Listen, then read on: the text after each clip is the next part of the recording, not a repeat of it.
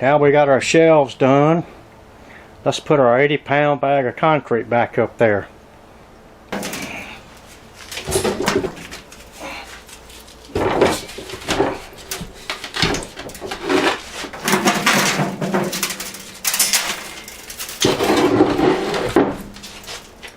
And there you go.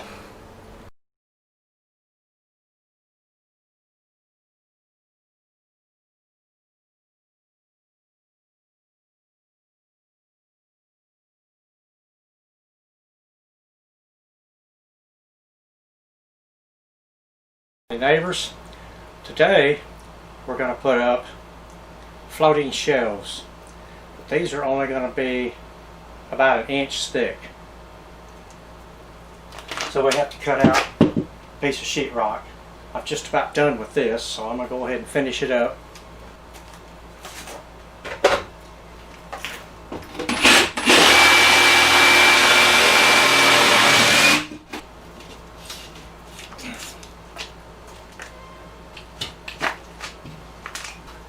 We're going to put one at the top, and then we're going to put one at the bottom. But we have to figure out the distance that you want in between them so that we can get whatever we want, because after these are installed and you got everything finished and painted, you can't move them. They're there to stay. I've got this 15 inches, so that'll give me about a 14-inch, maybe 13 and a half, 14-inch clearance from the bottom of the top shelf and the top of the bottom shelf.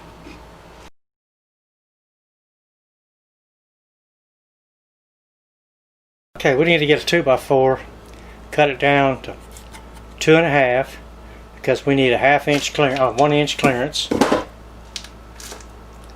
And this goes back 1 inch from here, because what we're going to do, we're going to put a piece of 3/4 plywood and then these brackets.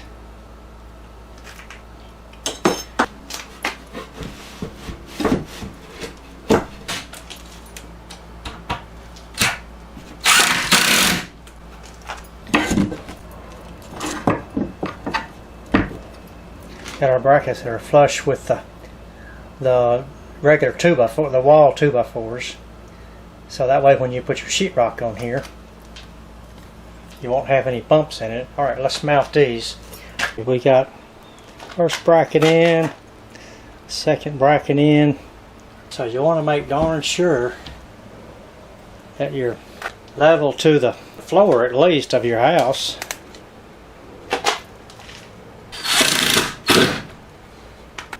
We look good there.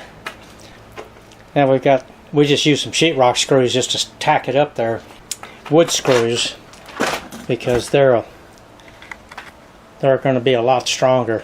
We don't want anything to happen to these brackets. Get one here in the center. Okay. Now let's do the uppers.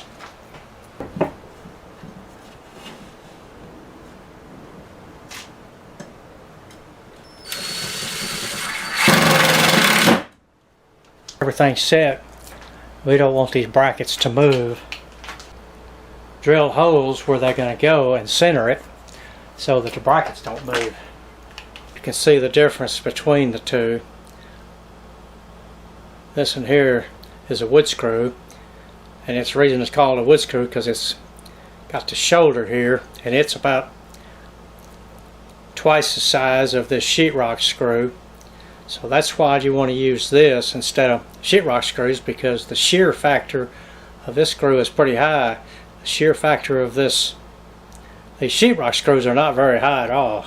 They're designed just to hold sheetrock, drywall, whatever you want to call it.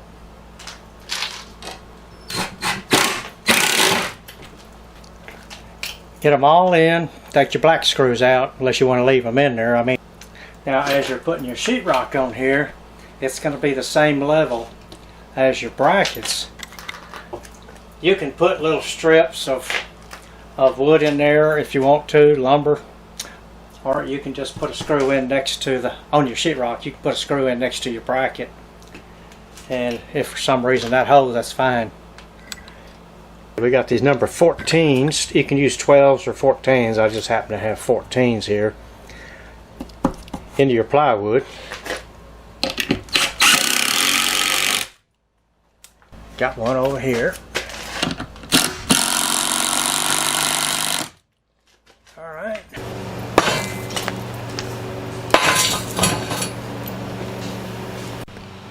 Alrighty, we're going to put that. You won't be putting anything this heavy up on your shelves.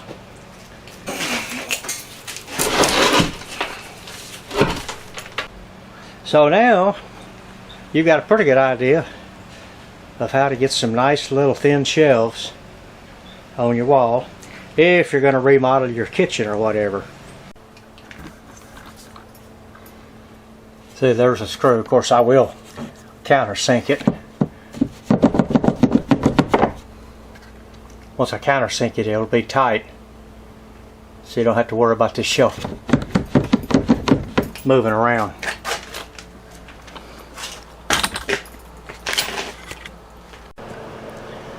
Okay, we got the half-inch cut out, what we want.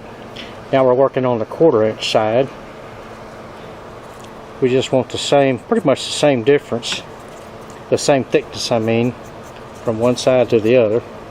So now we just need to cut this back to 3/16. This is what we're going to wind up with. Something along those lines. This is the flush edge, I mean the finished edge. We're flush at the top all the way down. That's the reason we cut that rabbet. Now what we need to do is we need to cut the same size for this 1/4-inch for the bottom. All this is going to do is just cover up the L brackets. Has no strength at all.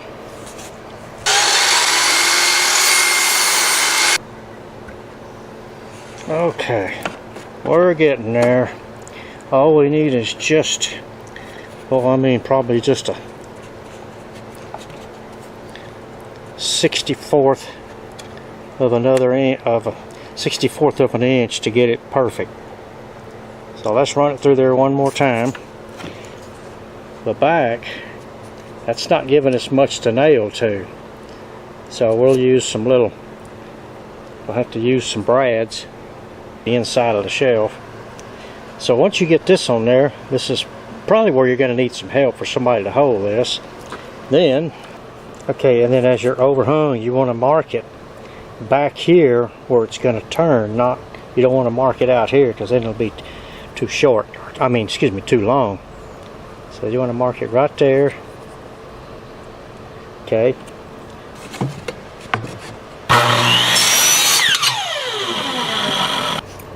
Okay, this looks really good.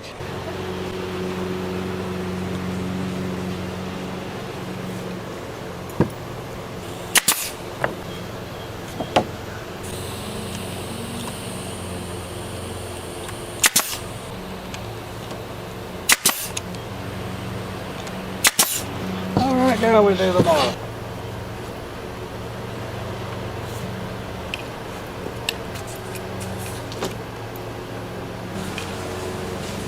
You can see they're pretty darn short.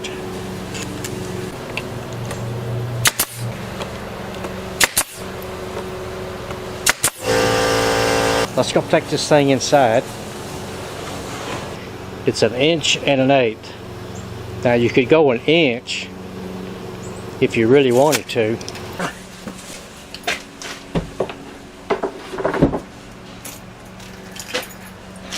All we're doing is we're just checking it before we put the sheetrock on there.